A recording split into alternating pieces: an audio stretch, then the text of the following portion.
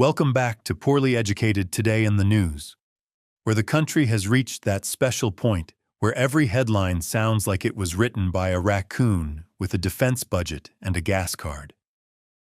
We got wars overseas, prices climbing at home, airlines falling out of the sky financially, politicians blaming everybody except the mirror, and the economy wheezing like a riding mower full of creek water. So grab your clearance bin coffee, check your bank account with one eye closed, and let's walk through the national chicken coop before something else catches fire. Segment 1. Hormuz Tollbooths and gas pump hostage negotiations. The big storm cloud still hanging over everything is the United States-Iran mess, because apparently America looked at high grocery prices, high rent, and everybody already being mad enough to fight a self-checkout machine and said, "You know what this needs? A regional war near the world's oil hose." Operation Epic Fury started with all the confidence of a man backing a boat trailer into a lake while wearing white jeans. And now we are stuck in the part where everybody pretends the plan is still going great, because admitting otherwise would require humility. And Washington is allergic to that, like it's cheap insulin. The Strait of Hormuz is basically being treated like a toll road run by pirates with spreadsheets. And when 1/5 of traded oil and gas has to play peekaboo with missiles, every gas station in America starts acting like it sells perfume by the teaspoon. That is why filling up your truck now feels less like transportation and more like you're sponsoring a destroyer named the USS Poor Decision. And of course, the administration is saying there was a ceasefire, which is real convenient when the fighting did not exactly pack up its suitcase and go home. That is like telling your wife the argument is over because you walked into the garage and started organizing fishing lures while still muttering about her sister. Congress is mad. The war powers clock is getting treated like a microwave timer nobody wants to hear beep. And Iran is reportedly digging around underground like a possum looking for revenge snacks. The grounded part under all this madness is simple. Foreign policy does not stay foreign when oil prices jump. Shipping gets jammed, soldiers get killed, and regular folks start choosing between gas, groceries, and whatever bill collector screams the loudest. Washington wanted a clean, shiny victory photo, but what it got was a geopolitical pressure cooker, and somebody duct-taped the whistle shut. Segment 2. Spirit Airlines finds out jet fuel ain't a vibe. Now that oil prices are doing jumping jacks on the roof, Spirit Airlines has gone from budget carrier to airborne cautionary tale. This company was already wobbling like a card table at a church fish fry. But when jet fuel doubled past what they planned for, the math quit being math and became a funeral program. Spirit canceling flights and winding down operations without much warning is exactly the kind of modern business miracle where passengers show up with luggage, children, and emotional stability, then discover their airline has turned into a rumor. I know Spirit was famous for charging you extra if your left eyebrow exceeded carry-on size. But even by discount airline standards, surprise we no longer exist is a bold customer service strategy. The bailout debate made it even weirder, because the same government that will throw money at certain industries like beads at a Mardi Gras parade suddenly discovered free market principles when Spirit came begging. They floated a rescue deal where taxpayers might end up owning most of the airline, which is terrifying, because the only thing worse than Spirit Airlines is Spirit Airlines with a government form attached to every seatbelt. Then lawmakers started hollering about crony capitalism, which is rich coming from people who treat corporate subsidies like biscuits at a buffet as long as their favorite donor gets the gravy. The grounded truth is that fuel shocks hit cheap carriers hardest because their whole model depends on thin margins, full planes, and praying nothing expensive happens. Spirit did not just crash because it was poorly run. It crashed because the economy is now a Jenga tower, and oil prices just yanked out the block marked Everybody who still flies with a backpack. Segment 3. Intel gets a government roommate while AI gets the good snacks. Here is where the economic logic starts wearing a fake mustache. The government says it cannot save spirit because markets need discipline, but then it turns around and takes a nearly 10% stake in Intel, like Uncle Sam just downloaded Robinhood after 3 beers. They converted billions in chip grants into shares, saying taxpayers deserve a return, which sounds reasonable until you remember this is the same federal machinery that can lose a receipt inside a folder labeled receipts. So now we are not exactly doing socialism, not exactly doing capitalism, but some strange county fair version where the prize pig gets a federal board observer and nobody is sure who owns the feed. It is industrial policy with a cowboy hat, a calculator, and absolutely no consistent philosophy. Then AI hardware gets a tariff vacation because the country suddenly admits it cannot build enough data center gear by itself. That is the punchline right there. We are yelling about bringing everything home while quietly leaving the side door open for imported chips, cables, networking equipment, and industrial metals because the robots need breakfast. It is like a man declaring he is self-sufficient while asking China if he can borrow a generator, a ladder, and 6 extension cords. The grounded observation is that America wants technological dominance, but that dominance still depends on global supply chains, whether anybody wants to say it out loud on cable news. We are trying to build the future with one hand waving a protectionist flag and the other hand clicking overnight shipping, and somehow the AI boom gets VIP access, while everybody else pays cover at the economic honky-tonk.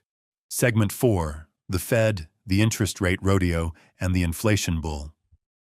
Now let's ride over to the Federal Reserve, where Jerome Powell is on his way out as chair, and Kevin Warsh is being moved toward the big chair, like the economy is a carnival bull, and somebody just shouted, "Hold my resume."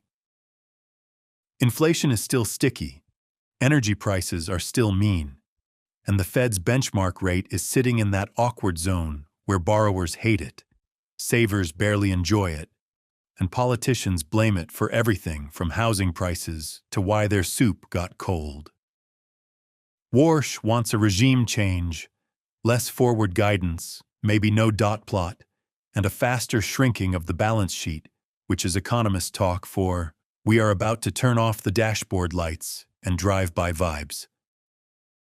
Markets love certainty, and taking away guidance during an energy shock is like removing road signs during a tornado because you believe drivers should build character. The political pressure is the real kicker because the White House wants cheaper money before the midterms, but energy-driven inflation does not care about campaign season any more than a bull cares about your clean shirt. If gas prices are high because ships are stuck and oil routes are blocked, cutting rates will not magically open a strait halfway around the world. That is like treating a broken leg by lowering the price of flip-flops. The grounded point is that the Fed is stuck between inflation caused by real supply problems and political demands for happy numbers, and whichever direction it moves, somebody's going to holler like they got bit by a copperhead in a Dollar General. We are watching monetary policy get dragged into a mud fight, and the mud has crude oil in it. Segment 5, Comey seashells, security failures, and ballroom logic.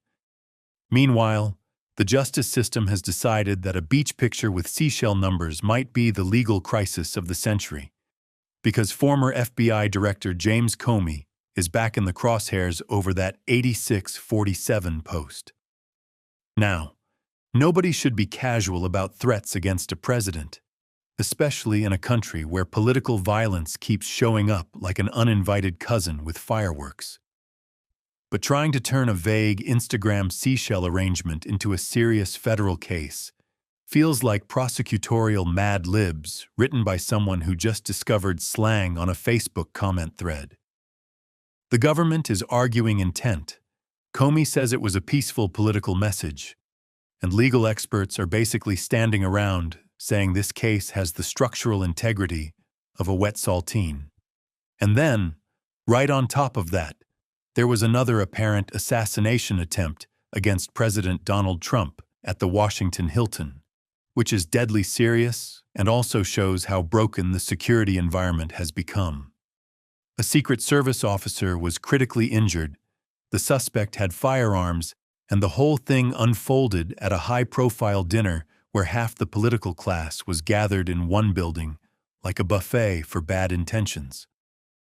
But Washington being Washington, the incident immediately got folded into the argument for restarting construction on a giant, secure White House ballroom, because apparently the solution to political violence is to build a fancy bunker where rich people can eat chicken with better chandeliers. The grounded truth is that threats are real, security failures are real, and political violence is poisoning the country. But using fear as a permission slip for power grabs and media crackdowns is how a democracy turns into a haunted house with subpoenas. We need safety, not a federal panic room with valet parking and a loyalty oath at the coat check. Segment 6. May Day marches, California chaos, and the country's nerves showing. All that pressure finally spilled into the streets with the May Day strong protests. And honestly, it makes sense because people can only get squeezed so long before they start making signs out of pizza boxes and rage. The movement called for no school, no work, no shopping, which is basically America's economy hearing its own employees say, "We are going to unplug you like a router." Workers, immigrant rights groups, faith leaders, climate activists, and regular exhausted people came together because the price of living has gotten so stupid that a grocery receipt now feels like a ransom note made of onions and cereal. Folks are mad about billionaires, war spending, housing costs, immigration crackdowns, and the general feeling that the country is being driven by a committee of men who think a gallon of milk costs a handshake. At the same time, California politics is getting weird enough to need its own warning label, with Republican Steve Hilton rising in the governor's race while Democrats trip over each other like toddlers in church shoes. In a state where Democrats usually have a registration advantage big enough to park a battleship in, a Republican frontrunner is a sign that voters are not just unhappy, they are shopping in the political clearance aisle. That does not mean California has turned into Alabama with better sushi, but it does mean economic frustration can scramble loyalties faster than a raccoon in a henhouse. Add in reproductive rights getting squeezed again through court rulings on My Pepper Stone, and even local violence like the Tacoma school stabbing, and you can feel the national nerves buzzing like an old freezer in a garage. The grounded point is that every big crisis eventually becomes local. The war becomes gas prices. The gas prices become protests. The protests become elections. The courts become doctor visits, and the stress shows up in schools, streets, and dinner tables. In conclusion, America is not dealing with one crisis today. It is dealing with a whole junk drawer of crises, and somebody shook it upside down over the kitchen floor. A war overseas is feeding inflation at home. Inflation is crushing companies and families. Politics is turning every institution into a weapon rack, and people are starting to realize the system has more leaks than a bait bucket in July. The economy is trying to run on expensive fuel. The government is trying to manage capitalism with a mood ring, and the public is getting told to stay calm while every warning light blinks at once. So if today feels chaotic, that is because it is, but at least we can still name the madness before somebody rebrands it as a bipartisan infrastructure opportunity.